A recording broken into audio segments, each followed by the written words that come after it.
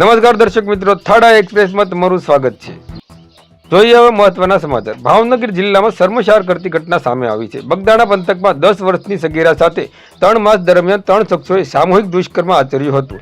આટલું જ નહીં, પરંતુ પોલીસ ફરિયાદ લેવા પર અસંવેદનશીલ જોવા મળી હતી। જોકે ચાઇલ્ડ વેલફેર કમિટીની એસપીની રજૂઆત બાદ બગદાણા પોલીસ મથકમાં 3 શખ્સો સામે ફરિયાદ નોંધાઈ, જેમાં રાજકોટ પંથકની એક સગીરા તેના પિતા સાથે બગદાણા ખાતે પૂનમ ભરવા માટે આવતી હતી। તે દરમિયાન તેના પિતા આ જ વિસ્તારમાં રોજગારીની શોધમાં હતા, ત્યારે ભરત પ્રભુદાસ દુધરેજા નામના શખ્સે નોકરીની લાલચ આપી તેમને અને સગીરાને તેના ઘરે રાખ્યા હતા, જ્યારે તેને સગીરા પર દુષ્કર્મ આચર્યું હતું। ત્યારબાદ અન્ય 2 શખ્સોએ પણ સગીરા સાથે દુષ્કર્મ આચર્યું હતું। પોલીસે ભરત દુધરેજા અને ઘનશ્યામ નામના શખ્સની ધરપકડ કરી છે, જ્યારે કાનો લાલજી મેર પોલીસ પકડથી દૂર છે।